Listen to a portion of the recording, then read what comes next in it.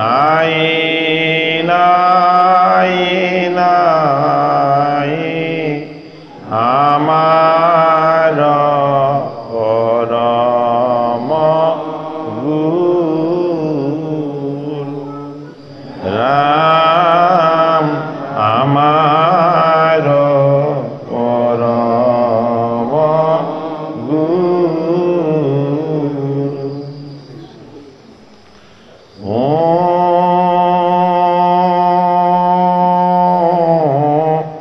নমো ভগৱতে বাসুদেবায়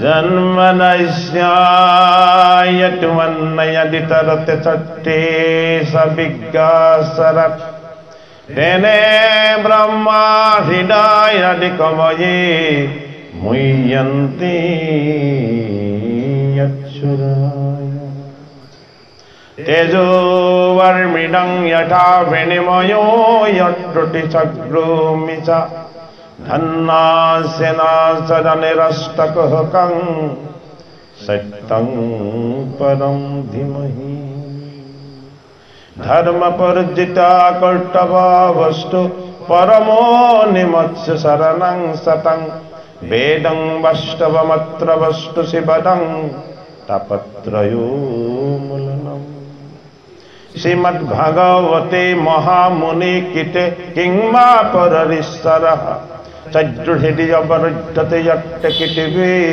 শুশুভি তৎক্ষণা নিগমা কল্পতরো গলিতং ফলং চোকামুখাগ্মি তদ্রব সংযুতম পিয়ত ভগবতং রসমলয়ং মুহুর্মুহু রসিকা ভুবি ভাবুকা।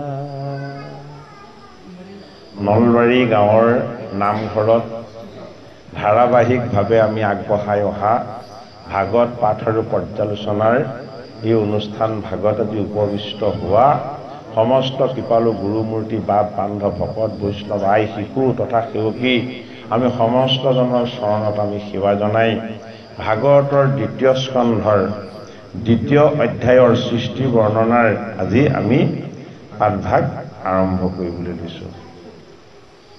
কালি পদত আছিলে নহয় জানো অকণমান বিৰাট বিভূতি এই ফুকনি গলদে ৰাজা শুনা মহাশয় অ তুমি জিবা মাহতপু চিলায়ৰ থছয় আৰু পূৰ্ব কথাই কহিব তোমাক ই ব্ৰহ্মা নাৰদৰ যেটো সংবাদ পক্ষা ভাগৱত শাস্ত্ৰ ভাগত গুৰুজনক শিষ্যই যি প্ৰশ্ন সুধিছে সেই প্ৰশ্নৰ উত্তৰ দিওঁতে তেওঁনো সেই উত্তৰ ক'ৰ পৰা পাইছে তাৰ উৎস পৰ্যন্ত কোনো খুঁত নথকাকে অতি নিখুঁতভাৱে পৰিপূৰ্ণভাৱে আগবঢ়ায়। যিহেতু ভাগৱত বৈকুণ্ঠৰ শাস্ত্ৰ, এই শাস্ত্ৰৰ প্ৰতিটো কথাই এক সত্যৰ আধাৰত প্ৰতিষ্ঠিত। এতিয়া সুখদেৱ ভগৱানক পাণ্ডৱৰ নাতি পৰীক্ষিতে প্ৰশ্ন কৰিছিল যে এই সৃষ্টিখন কোনে নিৰ্মাণ কৰিলে, এই সৃষ্টিখন কোনে স্বজন কৰিলে পালন কৰিলে আৰু এই সৃষ্টিখন অন্তিমত কোনে সংহাৰ কৰে। তেতিয়া গুৰু ভগৱান সুখে কৈছে যে তোমাক মই এই সৃষ্টিখনৰ বিষয়ে তুমি মোক যি প্ৰশ্ন সুধিছা মই তোমাক কম, কিন্তু মই তোমাক তাৰ আগতে ব্ৰহ্মা আৰু নাৰদৰ এটি বৰ ৰহস্যপূৰ্ণ সংবাদ আছে, সেই সংবাদটিৰ বিষয়ে মই তোমাক এতিয়া জনাই লম। ভাগৱতৰ প্ৰথম স্কন্ধত পুত শৌনক সংবাদ, ভাগৱতৰ প্ৰথম স্কন্ধত ব্যাস নাৰদ সংবাদ ভাগৱতৰ প্ৰথম স্কন্ধত পৰীক্ষিত সুখ সংবাদৰ আৰম্ভ ঠিক হোৱা নাই এনেকুৱা ভাগৱতৰ দ্বিতীয় স্কন্ধত আৰম্ভ হ'ল পৰীক্ষিত সুখ সংবাদ আৰু ভাগৱতৰ দ্বিতীয় স্কন্ধত এতিয়া আকৌ আৰম্ভ হ'ব ব্ৰহ্মা নাৰদ সংবাদ এই ব্ৰহ্মা নাৰদ সংবাদৰ বিষয়ে এতিয়া কোনে ক'ব পৰীক্ষিতৰ গুৰু ভগৱান সুখদেৱ মহাৰাজে এই একদিনা প্ৰজাপতি চিত্ত থিৰ কৰি এ শুদ্ধ থানে বসি যম এ নিয়মক ধৰি এ প্ৰজাৰ কুশল চিন্তি এ কৰি যজ্ঞ ছয় এ কৃষ্ণৰ চৰণ চিন্তি হে আশা কৃপাময় হে পাছে কৃষ্ণদেৱৰ সেৱক মনোৰম হে ব্ৰহ্মাৰ পুত্ৰৰ মাজে হে আতি নিৰূপম হে জানিবাক মহামুনি এ কৃষ্ণৰ মায়াক এ সেৱা কৰি সন্তোষক ৰাইলা বিধতা অতুষ্ট ভৈল পিতামহ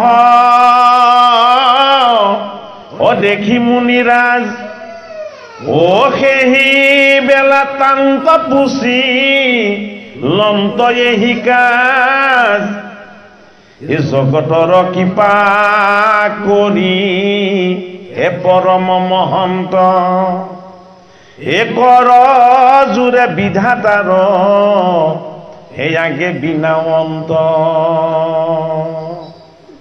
সৃষ্টিকৰ্তাই যজ্ঞ আদি সম্পাদন কৰে এই জগতৰ কুশল মংগলৰ কাৰণে সৰ্বদা তেওঁ ভগৱন্ত কৃষ্ণক ধ্যান আৰু স্তুতি উপাসনা কৰি থাকে এদিন দেৱঋষি নাৰদ হৰিৰ মায়াৰ শক্তিটোনো কেনেকুৱা এই বিষয়ে তেওঁ পিতৃ গুৰু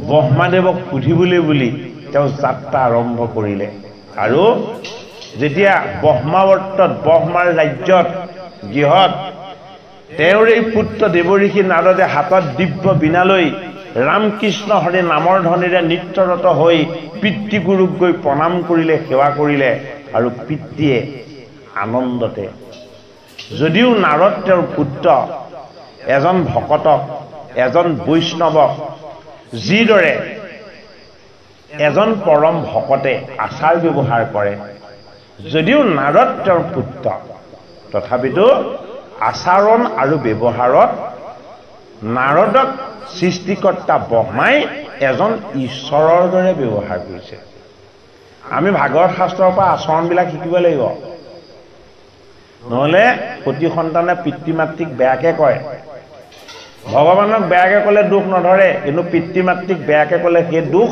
কেতিয়াও খণ্ডন নহয় ইয়া ভাগৱত শাস্ত্ৰই দিয়া সিদ্ধান্ত সেইটো কাৰণে ভাগৱত শুনিব লাগে পিতৃ মাতৃয়ে যদি সন্তানক মাৰে তেতিয়াহ'লে পিতৃ মাতৃৰ পুণ্য হয় পিতৃ মাতৃৰ হাতত থকা পুণ্যৰ সেই ভাগ যদি কেনেবাকে সতী সন্তানৰ যদি গাত স্পৰ্শ হয় তেওঁলোকৰ লগত থকা অবাঞ্ছিত পাপবিলাক আঁতৰ হয় যদি পিতৃ মাতৃৰ কথা সন্তানে কেনেবাকে কিবা বেয়াকেও ভাবে তেতিয়াহ'লে তাৰ পৰা বহুত পুণ্য সঞ্চয় হৈ যায় ভাগৱতৰ প্ৰথম স্কন্ধত পিতৃ হৈও পিতৃ হৈও সৃষ্টিকৰ্তা ব্ৰহ্মাই তেওঁৰ মানস পুত্ৰ এইজন দেৱঋষি নাৰদ যেতিয়া হৰিৰ গুণ কীৰ্তন কৰি তেওঁৰ গৃহধামত যেতিয়া উপগত হ'ল তেতিয়া তেওঁ এইজন নাৰদক পুত্ৰৰ দৃষ্টিৰে চোৱা নাই মোৰ গৃহলৈ এজন সাক্ষাৎ ঈশ্বৰ আহিছে অতিথি আহিছে গতিকে আমি গৃহৰ সদস্যসকলকো যদি সুসংস্কাৰ দিব পাৰোঁ ভগৱতীৰ জ্ঞান দিব পাৰোঁ ঈশ্বৰৰ চৰণ চিন্তনৰ যদি পথ দেখুৱাব পাৰোঁ তেতিয়াহ'লে আমি ভকত বিচাৰি দূৰলৈ যাব নালাগে আমাৰ গৃহতেই ভকত নিৰ্মাণ হৈ যাব ভাগৱত শাস্ত্ৰই আমাক শিক্ষাও দিছে। হে নাৰদ বদতে নমো অদেৱ সৃষ্টিকৰ, হে বুজায়ো কমুক জ্ঞান, হে সাধন শূন্য, জগত প্ৰকাশে কোনে কাহাত আশ্ৰয়, হে কোনে সজে পলয়ত, হে কাত বাথা কয়। প্ৰশ্ন সুধিছিলে পৰীক্ষিতে। কাক সুধিছিলে? সুখদেৱ গুৰু ভগৱানক। এতিয়া সুখদেৱে কাৰ কথাখিনি কৈছে?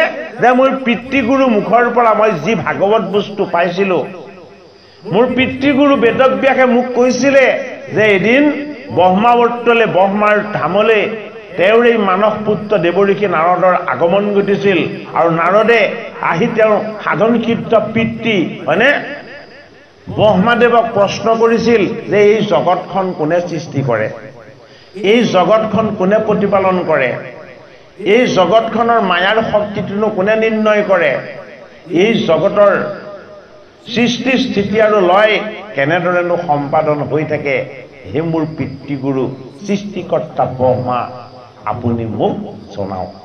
অৰ্থাৎ ব্ৰহ্মাদেৱে তেওঁৰ মানস পুত্ৰ দেৱঋষি নাৰদক যিখিনি উত্তৰ দিছে সেইখিনি কথাকেহে সুখদেৱ গুৰু ভগৱানে পাণ্ডৱৰ্ণাদি পৰীক্ষিতক জ্ঞাত কৰিছে। এতিয়া আপোনালোকে আজি ভাগৱত শুনা কেইবাদিনো হ'ল। পৰীক্ষিত কাৰ পিতেক কাৰ? কথা শিকি পৰীক্ষিত অভিমন্যুৰ পুত্ৰ।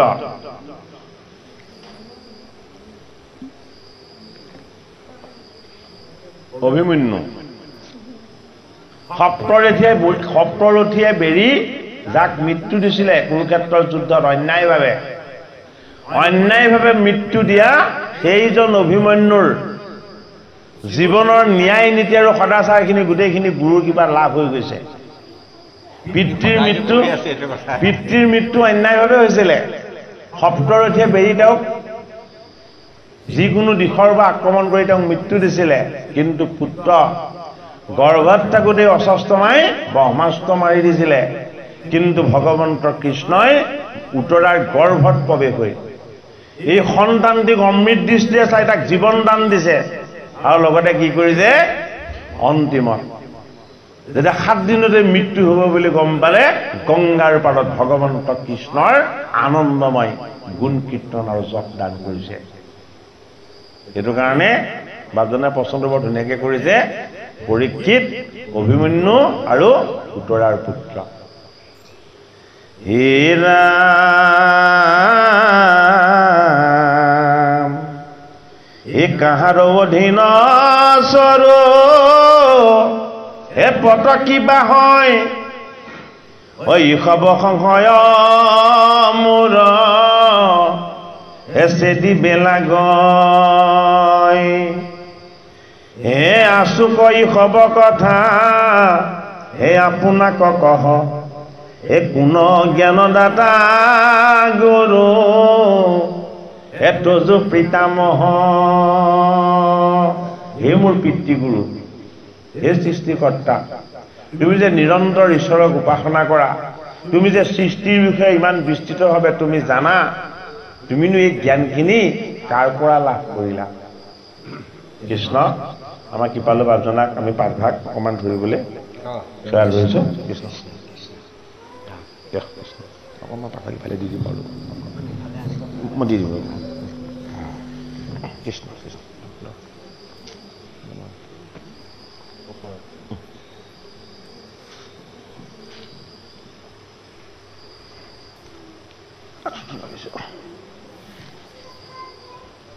কিবা তব সেৱা ওচৰলৈ ল'ব, একদম মুখৰ ওচৰলৈ মুখৰ ওচৰ ল'ব একদম।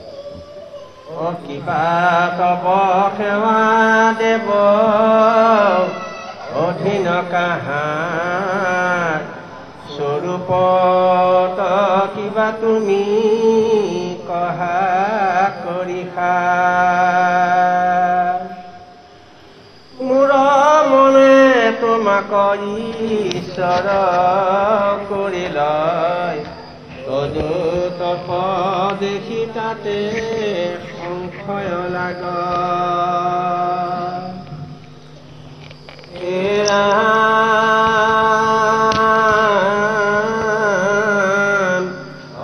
এতেকে তোমাত কৰি আছে শ্ৰেষ্ঠ দেৱ তাতে ভকতি ভাবে নিতে কৰা সেৱা মোৰ মহা সংশয় আছে দিল কৃপাময় যিমতে বুজিবুতে বে বুজাই বুলাগ নাৰদৰ বাণী শুনি বিধিনি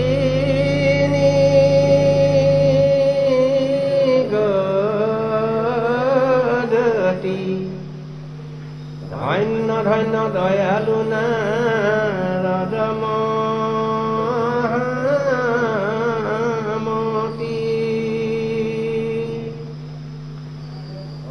মুখ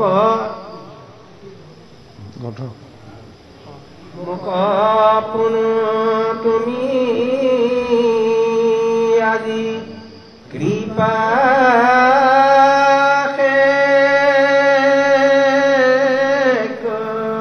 কৰিলা যাতু গোবিন্দৰ গুণ কহিবে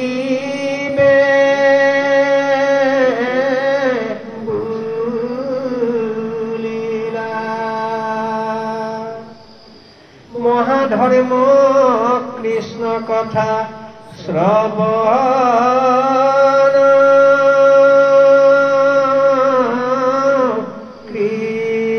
কীৰ্তন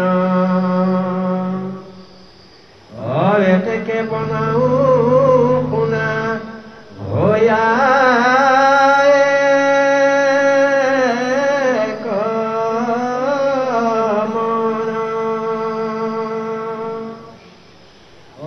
ঈশ্বৰ বুলি আজিবা মানা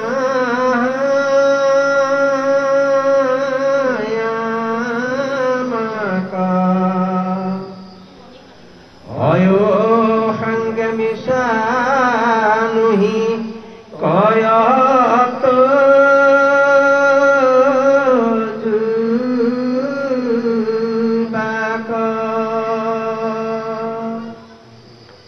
ৰাম জাতু ঈশ্বৰৰ কৰ্ম আমাত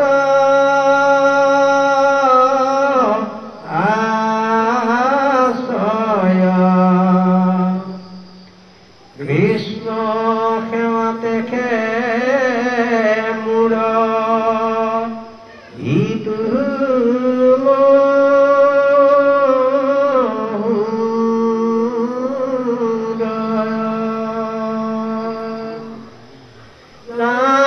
কৃষ্ণ পাদ পদ্মময়ী কৰিছো আশ্ৰয় তাতে আমাক লোকে ঈশ্বৰ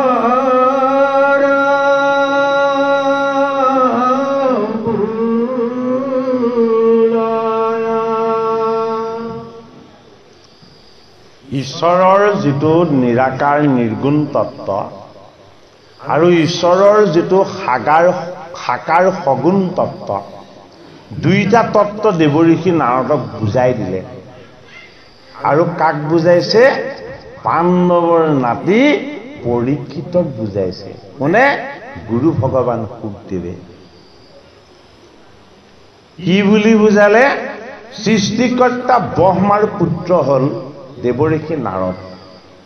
দেৱঋষি নাৰদে তেওঁৰ পিতৃ অত্যন্ত তপময় সাধক উপাসক, তেওঁ এজন পৰম বৈষ্ণৱ। ব্ৰহ্মাক সেইটো কাৰণে সকলো দেৱতাই স্তুতি কৰে, উপাসনা কৰে।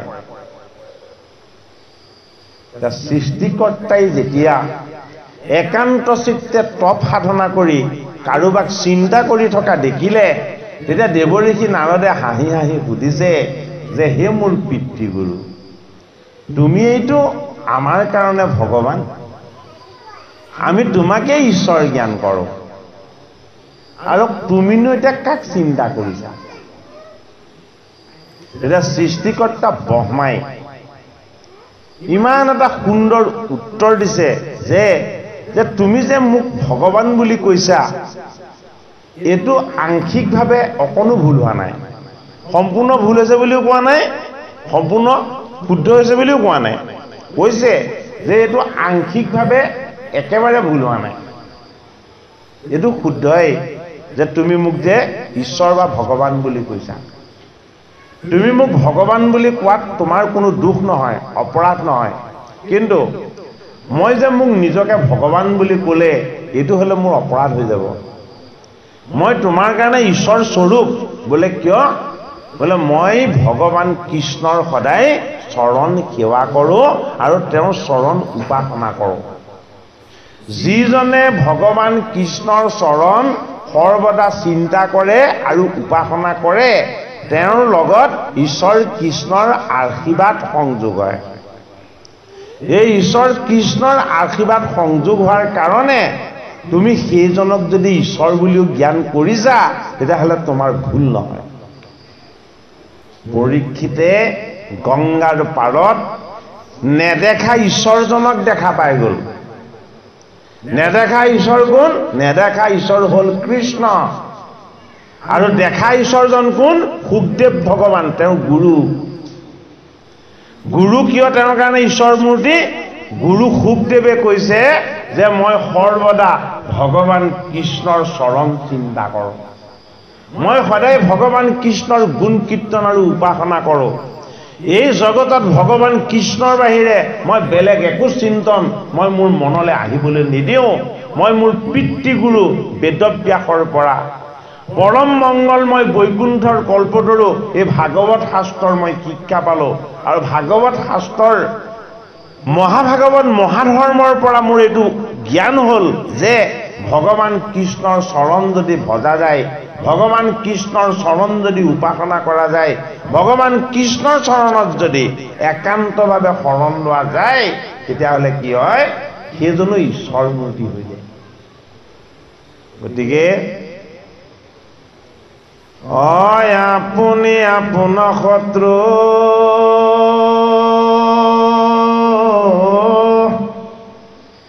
আপুনি আপোনাৰ বন্ধু,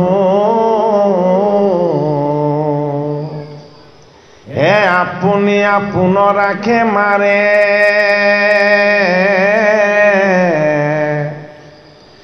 হৰিকণ ভজিনৰে আপুনি হয় নষ্ট। হৰি ভজি আপোনাক তাৰে, হৰি ভজি আপোনাক তাৰে। আমাৰ কিবা বেছি বেয়া হৈ গ'লে আমি কাক দোষাৰোপ কৰোঁ? আমাৰ কাষৰ ঘৰত। যি হৈছে বেয়া চব ইহঁতি হিংসা কৰাৰ কাৰণে হৈছে, হয়নে বাৰু? আৰু ল'ৰা যদি বেয়া হৈ যালে কাক দোষ দিয়ে? এই লগৰকেইটা বৰ বেয়া, ইহঁতৰ সংটো বেয়া, ইহঁতকেইটাৰ লগত পৰি মোৰ ল'ৰাটোও বেয়া হ'ল আৰু ছোৱালীজনীও বেয়া হৈছে, হয়নে বাৰু? এইটো আমাৰ কি? এইটো আমাৰ মনৰ ভ্ৰম, মনৰ ভ্ৰান্তি। যিমান বেয়া দুৰ্গন্ধ আহি নাথাকক কিয়, যদি তাত এগছি ধূপ জ্বলাই দিয়া যায়, তেতিয়াহ'লে দুৰ্গন্ধ দূৰ হৈ তাত পবিত্ৰ সুগন্ধি ববলৈ ল'ব। যদি সুগন্ধিখিনি আমাৰ ভিতৰৰ পৰা প্ৰকাশ হয়, বাহিৰৰ দুৰ্গন্ধবিলাকে আমাক কেতিয়াও স্পৰ্শ কৰিব নোৱাৰিব সেইটো কাৰণে আপুনি আপোনাৰ বন্ধু আপুনি আপোনাৰ শত্ৰু আপুনি আপোনাৰ ৰাখে মাৰে আমি নিজেই নিজৰ শত্ৰু আৰু নিজেই নিজৰ বন্ধু আমি নিজেই নিজক ৰক্ষা কৰিব লাগিব আমাক বেলেগে আহি কোনো ৰক্ষা কৰি দিব নোৱাৰে পৰীক্ষিতক ৰক্ষা কোনে কৰিছে পৰীক্ষিতে নিজেই কৰিছে পৰীক্ষিতে গুৰুৰ চৰণত যে আশ্ৰয় লৈছে ভগৱন্ত কৃষ্ণক যে একান্ত চিত্তে ভজিছে কৃষ্ণৰ চৰণত যে তেওঁ কায় বাক্য মন অৰ্পণ কৰি শৰণ লৈছে সেইটো কাৰণে পৰীক্ষিতৰ উদ্ধাৰ হৈছে পৰীক্ষিতৰ সৎগতি হৈছে গুৰু ভগৱান সুকে সেইটোকে কৈছে যে তোমাৰ সৎসংগত ভাল চিন্তন ভাল ভাৱ আৰু ভগৱন্ত কৃষ্ণৰ চৰণত একান্ত উপাসনা এইখিনিয়েহে তোমাক কল্যাণ কৰিব সৃষ্টিকৰ্তা ব্ৰহ্মাই দেৱঋষি নাৰদক কৈছে যে তুমি আজি মোৰ মনটো ধন্য কৰি দিলা দিনটো ভাল কৰি দিলা বোলে কিয় তুমি মোৰ দিনটো ভাল কৰি দিলা যে তুমি আজি মোৰ ইষ্টদেৱ মই যাক সৰ্বদা উপাসনা কৰো সেইজন ভগৱান কৃষ্ণৰ বিষয়ে তুমি মোক সুধি দিলা যদি কেনেবাকে কৃষ্ণৰ প্ৰসংগ যদি কোনোবাই সুধি দিয়ে সোধাজনো ধন্য হয় আৰু যিজনক সোধা হয় সেইজনো ধন্য হয় আমাক ভাগৱত শাস্ত্ৰই সেই কথা কৈছে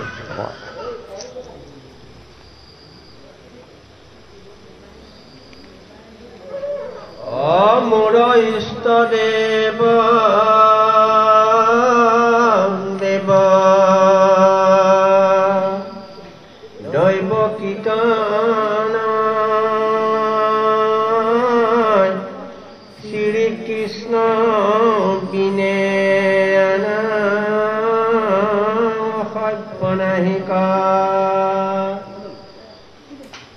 সৰ্বনাহিকা ৰাম যাৰা প্ৰকাশিত ঋতু সমস্ত জগত নিমিও মাত্ৰকে মই কৰি কৰোঁ বেকত নমো নমো হেন ভগৱন্ত বাসুদেৱ কায় বাক্য মনে তান পাৱে কৰোষে যাহাৰ আগত মায়া ৰব্যে নপাৰিয়া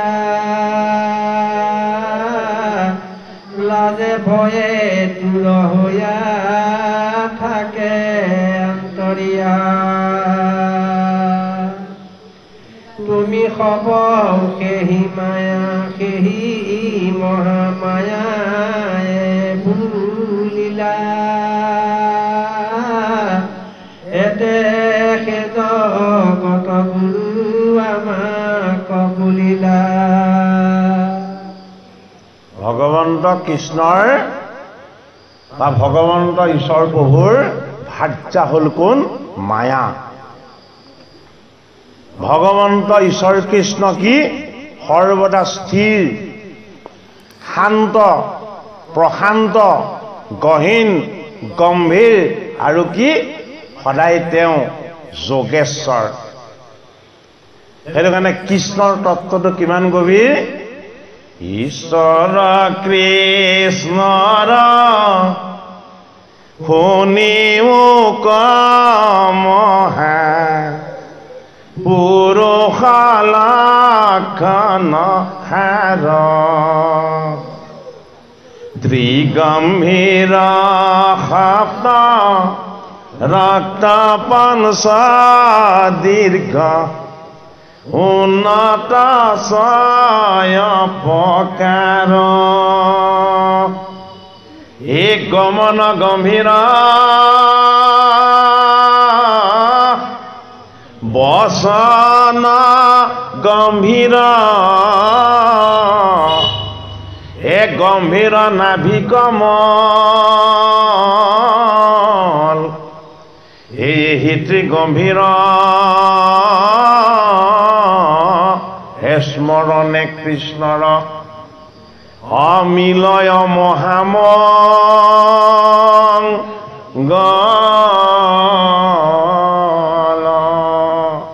সৃষ্টিকৰ্তা ব্ৰহ্মাই কৈছে যে ঈশ্বৰ কৃষ্ণৰ মায়াৰ শক্তিটো বৰ বলৱান। এই মায়াৰ শক্তিত তুমি মোহিত হৈ হে মোৰ পুত্ৰ দেৱৰীকী নাৰদ, এই বিষ্ণুৰ মায়াৰ প্ৰভাৱত তুমি মোক কি বুলি কৈছা? তুমি মোক ভগৱান বুলি কৈছা। এইটো তোমাৰ মায়া। আচল সত্যটো কি? যদি তুমি আচল সত্যটো চোৱা তেতিয়াহ'লে মই হলো ভগৱন্ত কৃষ্ণৰ এজন দাস বা তামদা। ভগৱন্ত কৃষ্ণই কৃপা কৰি মোক জন্ম দিছে, তেওঁৰ পুত্ৰ কৰি।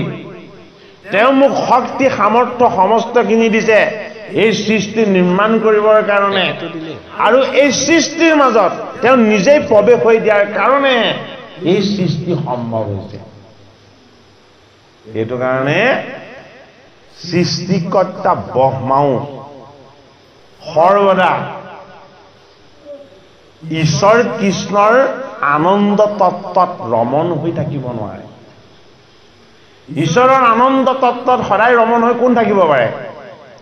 ঈশ্বৰৰ আনন্দৰ তত্ত্বত সদায় ৰমণ হৈ থাকিব পাৰে বৈকুণ্ঠৰ পাৰিষদ। বৈকুণ্ঠৰ পাৰিষদৰ বাহিৰে ৬ জন ভকত ১২ বৈষ্ণৱ এই ১৮ জনেও কৃষ্ণৰ আনন্দময় তত্ত্বত আংশিকভাৱেহে অকণমান ৰমণ হৈ থাকিব পাৰে। যে এইসকলকনো কিয় প্ৰতি নিয়তেই তেওঁৰ তত্ত্বত ৰমণ হৈ থাকিবলৈ নিদিয়ে? যদি এওঁলোক সকলো তেওঁৰ তত্ত্বত ৰমণ হৈ থাকিব লগা হয় তেতিয়াহ'লে গোসাঁই এওঁলোকৰ দাস হৈ থাকিব লাগিব। সেইটো কাৰণে বৈকুণ্ঠৰ পাৰিষদসকলক প্ৰতিনিয়ত তেওঁক স্তুতি কৰি থকাৰ সুযোগ দিছে। কিন্তু তাৰ বাহিৰে ১২ বৈষ্ণৱ ৬ জন ভকত এই সমস্তক এইখিনি দিয়া নাই। অলপ সময় জীৱনৰ যিকোনো সময়ত হৰিক যদি অকণমান স্মৰণ কৰি দিব পৰা যায় তেতিয়াই হৈ যায়।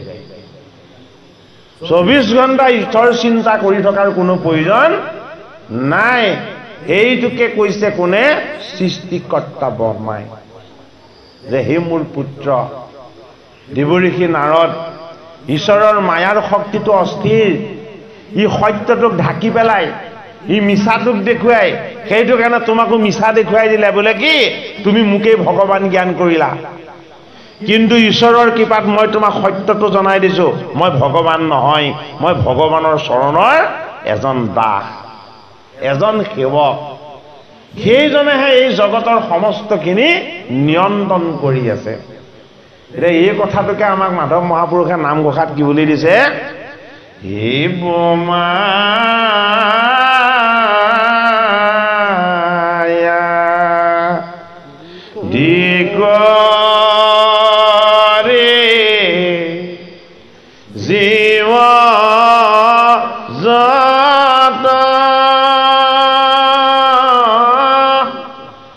ৰাম ৰাম ৰাম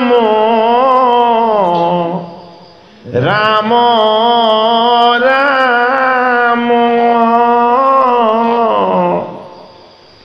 মায়া হয় জামাজে আশয় ঘুমতি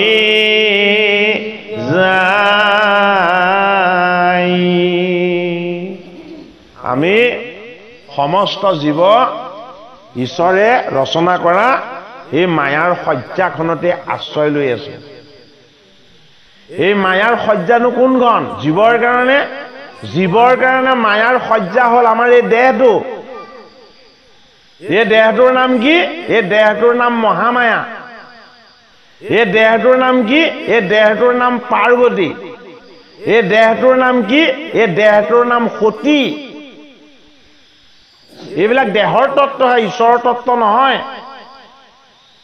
সেইটো কাৰণে মহামায়া কি? মহামায়া সদায় অস্থিৰ, তেওঁ স্থিৰ হ'ব নোৱাৰে।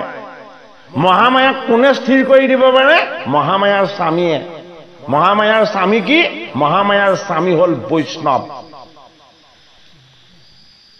এই মহামায়াৰ স্বামী বৈষ্ণৱ কোন? মহাযোগী শিৱ। মায়া চঞ্চল, কিন্তু মায়াৰ স্বামী শিৱ কি? শিৱ সদায় সাধনময়।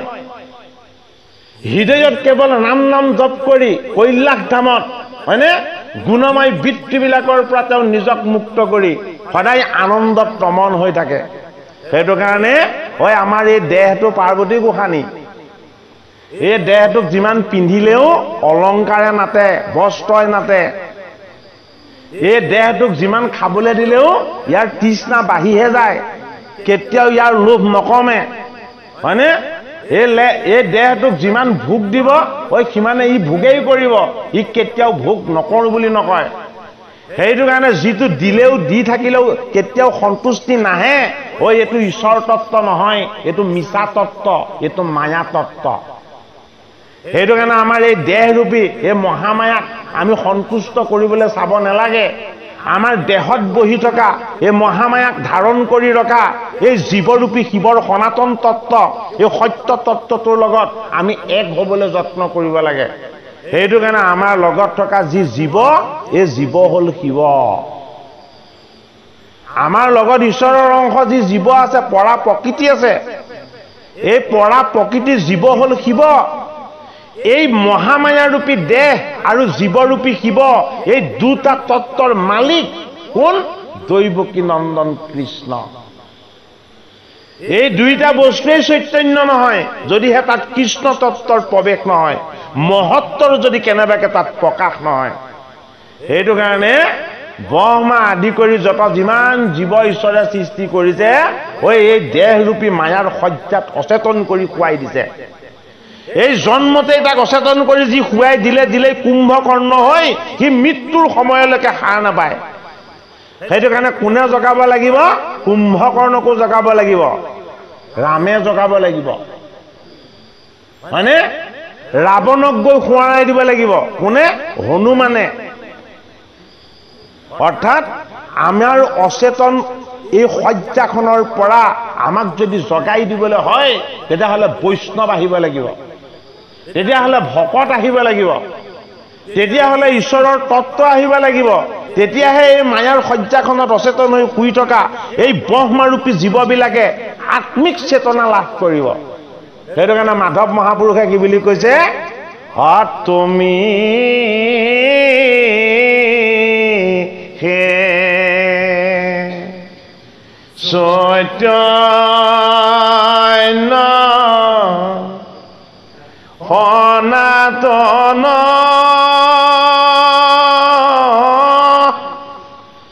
ৰাম ৰাম ৰাম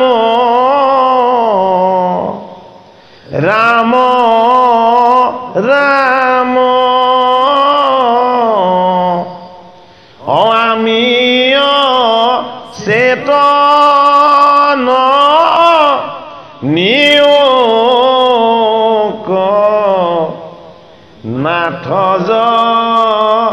গাই। আমি ব্ৰহ্মা আদি কৰি জীৱজগতৰ প্ৰাৰ্থনা ভাগ গাওঁ নে নেগাওঁ? সকলোৱে গাওঁ নহয়। সেইজন চতুৰ্মুখী ব্ৰহ্মাৰ কথা কোৱা নাই। এই ব্ৰহ্মময় দেহ এটা ধাৰণ কৰি থকা আমাৰ দৰে ব্ৰহ্মাৰ অংশ জীৱবিলাককেই এই ৰজগুণী দেহৰ তত্ত্বত থকা সকলোকে ব্ৰহ্মা বুলি কৈছে। ব্ৰহ্মময় আমি প্ৰত্যেকেই দেহধাৰী ঈশ্বৰৰ অংশ, ঈশ্বৰৰ মায়াৰ তত্ত্বত আমি চলি আছো। সেইটো কাৰণে নামটো ব্ৰহ্মা। এই ব্ৰহ্মাৰ স্বৰূপ ক'ত ধাৰণ হৈ আছে? ব্ৰহ্মাৰ এই পুত্ৰ ৰূপেৰে জন্ম হৈছে শিৱ। এই শিৱৰ তত্ত্ব হ'ল কি? জীৱ। সেইটো কাৰণে দেহ আৰু জীৱ এই দুটা বস্তু প্ৰকৃতি, এটা হ'ল পৰা প্ৰকৃতি, এটা হ'ল অপৰা প্ৰকৃতি। ইহঁত দুইটাই জড়, ইহঁতি চৈতন্য নহয়। চৈতন্য কোন? দেৱঋষি নাৰদক পিতৃ সৃষ্টিকৰ্তা ব্ৰহ্মাই কৈছে। গংগাৰ পাৰত শুকদেৱ ভগৱানে পৰীক্ষিতক কৈছে, নৈমিষ ক্ষেত্ৰত সত্ৰ পাতি ভাগৱত কথা শ্ৰৱণ কৰা 28 সহস্ৰ ঋষিক সুতমুনিয়ে কৈছে যে চৈতন্য হ'ল কেৱল কৃষ্ণ। এই চৈতন্য কৃষ্ণৰ তত্ত্বটো কি? আমাৰ দেহত থকা চেতনা শক্তি। যিদিনাখন কৃষ্ণ গুচি যাব সেইদিনাখন মৃত বুলি ঘোষণা কৰিব আৰু লগে লগে বগা কাপোৰে ঢাকি দিব বোলে ইয়াক নুচুবাও ইয়াক নেচাবাও। গতিকে আচল সত্যটো কোন?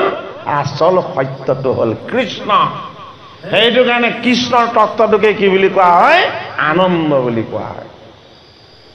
সুখৰ আনন্দও, দুখৰ আনন্দও, বিষাদৰ আনন্দও এই কৃষ্ণ থকালৈকেহে ল'ব পৰা যাব। যদি কৃষ্ণ বস্তু আমাৰ লগত পৰমাত্মা নাথাকে, যেতিয়াৰ পৰাই নাই বুলি ডিক্লাৰ হৈ যাব, এই তেতিয়াৰ পৰাই একো প্ৰয়োজন নাই। তেওঁ থকালৈকেহে প্ৰয়োজনখিনি হৈ থাকে, তেতিয়ালৈকেহে চলি লাগিব। সেইটো কাৰণে আমি সেই পৰম সত্যক যাতে আমি ভাগৱত কথা শ্ৰৱণ কীৰ্তন কৰি আমাৰ হৃদয়ত যাতে আমি সৰ্বদা উপলব্ধি কৰোঁ। কি বুলি উপলব্ধি কৰোঁ? হয়, আমাৰ এই দেহাটো পঞ্চভূতৰ, এই পঞ্চভূতৰ দেহাটো আমি কি কৰি ৰাখিব লাগিব? এটা মন্দিৰ কৰি ৰাখিব লাগিব। কথাখিনি খুব গুৰুত্ব দি শুনক, নহ'লে মানুহে বিভিচাৰ কৰিবলৈ ভয় নকৰা হৈছে, অধৰ্ম অন্যায় কৰিবলৈ একদম কোনো কাৰণত কুণ্ঠাবোধ নকৰা হৈছে। কি হ'ব? পাপ কৰিলে কি হ'ব? এনেকুৱা ধৰণৰ কথা আহি গৈছে। আমি নিজৰ অকল্যাণ যাতে নিজে কেতিয়াও সাধন নকৰোঁ।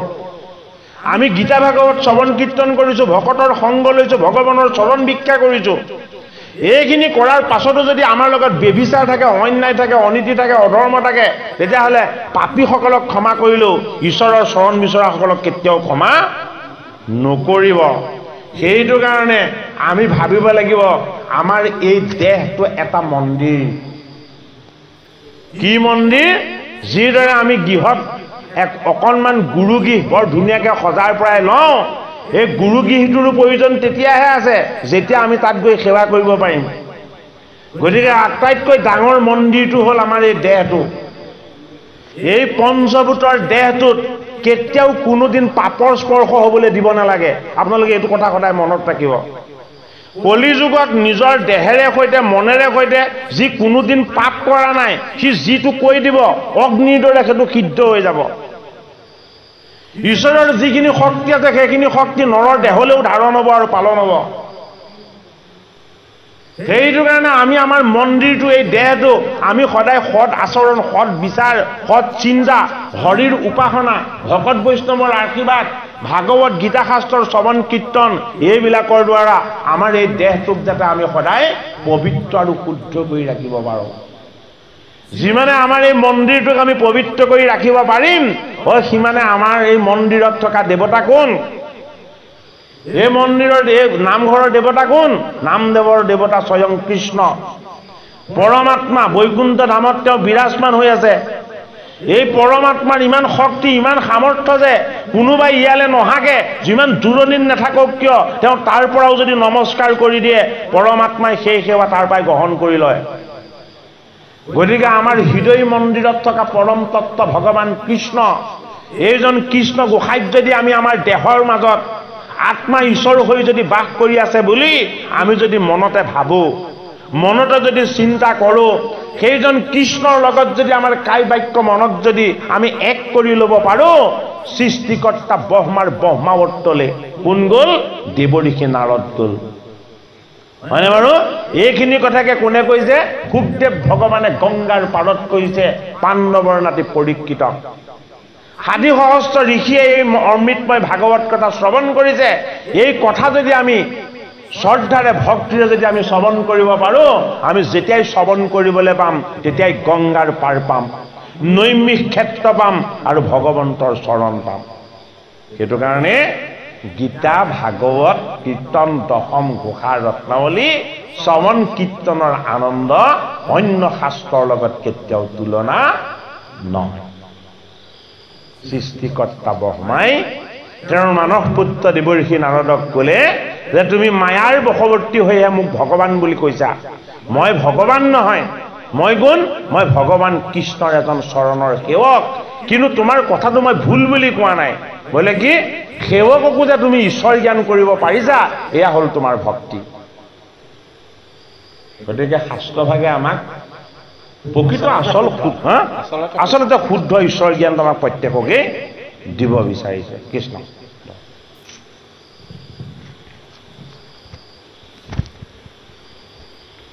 যি কথা পুছিলা তাৰা লয়ো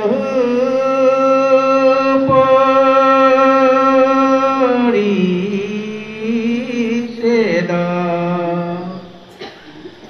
হবে কৃপাময় ইটো কৈলো তপ্ত ভেদ ৰাম চাৰি বেদ চৈধ্য শাস্ত্ৰ কৃষ্ণ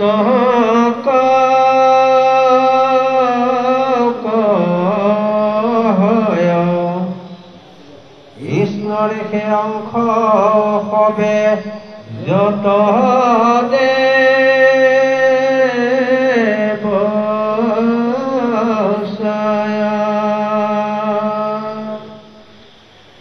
ৰাম কৃষ্ণ পাইবাক লাগি কৈৰ কৰৈ জাগ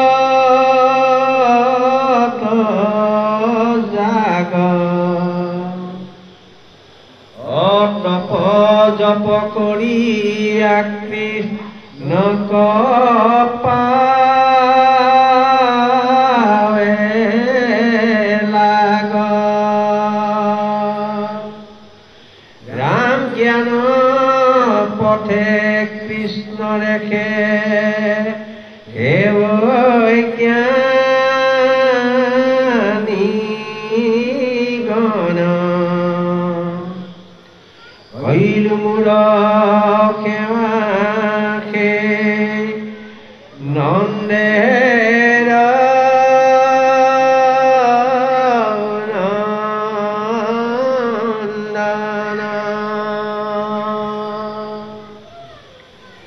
ৰাম লীলা কৰিতে পূৰ্বই প্ৰকৃতি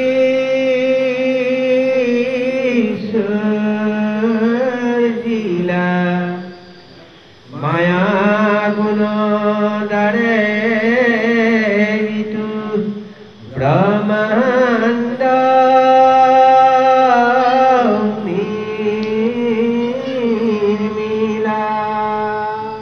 এতিয়া সৃষ্টি আমি নিজে পাঠ কৰি লওঁতে দেই কৃষ্ণ এতিয়া সৃষ্টিৰ ৰহস্যটো ভেদ কৰি দিলে কোনে সৃষ্টিকৰ্তা ব্ৰহ্মাই কি বুলি কৈছে যে জ্ঞানীসকলে জ্ঞান পথেৰে সৈতে যিজনক উপাসনা কৰে সেইজন নন্দৰ নন্দন কোন কৃষ্ণ সৃষ্টিকৰ্তা ব্ৰহ্মাই কৈছে কাক দেৱঋষি নাৰদক আৰু ময়ো সৰ্বদা সেইজন ভগৱান কৃষ্ণকেই হৃদয়ত উপাসনা কৰোঁ কিয় উপাসনা কৰোঁ জানা তুমি যে সুধিছা এই ব্ৰহ্মাণ্ডখন কোনে নিৰ্মাণ কৰিলে বুলি এই ব্ৰহ্মাণ্ডখন গুণময় গুণময় ব্ৰহ্মাণ্ড নিৰ্মাণ কৰিবৰ কাৰণে গুণত বাস কৰা তেওঁ মায়াক আজ্ঞা কৰিলে হয়নে বাৰু সেইটো কাৰণে মায়াই কি কৰিলে 7খন স্বৰ্গ 7খন পাতাল নিৰ্মাণ কৰি দিলে তাকে কোৱা হয় কি বুলি 14 ভুৱন ভাগৱত শাস্ত্ৰত আকৌ 14 ভুৱনটো দ্বিতীয় স্কন্ধত কি বুলি কৈছে বোলে এয়া মনৰ চিন্তনহে এয়া কোনো দেখা পোৱা স্থান নহয় দ্বিতীয় স্কন্ধৰ সৃষ্টিৰ ৰহস্যত কৈছে এই কথা দ্বিতীয় স্কন্ধত কি বুলি ক'লে মায়াই ভগৱন্ত কৃষ্ণৰ আজ্ঞা পাই ঈশ্বৰ প্ৰভুৰ আজ্ঞা পাই লগে লগে 14খন ভুৱন নিৰ্মাণ কৰি দিলে এটা 14খন ভুৱন নিৰ্মাণ কৰিলে কিন্তু তাত থাকিবলৈ কোনো নাই এটা কি হ'ল পৰম প্ৰভুৱে এই চঞ্চল মায়ালে কটাক্ষ কৰি চাই দিলে মায়া আছিলে গুণময় হৰিৰ কটাক্ষ দৃষ্টি হ'ল নিৰ্গুণ গুণ আৰু নিৰ্গুণ দুটা যেতিয়া এক হৈ গ'ল তেতিয়া তাৰ পৰা এটা বস্তুৰ উৎপত্তি হ'ল সেই বস্তুটোৰ নাম হ'ল মহত্ব এফালে মায়া এফালে মায়াপতি মায়া আৰু মায়াপতি দুইটা বস্তুৰ সংযোগত যিটো তত্ত্বৰ উৎপত্তি হ'ল সেই তত্ত্বটোৰ নামটো ৰখা হ'ল কি মহত্ব সেইটো কাৰণে মহত্বৰ বিষয়ে আমি জানিব লাগিব।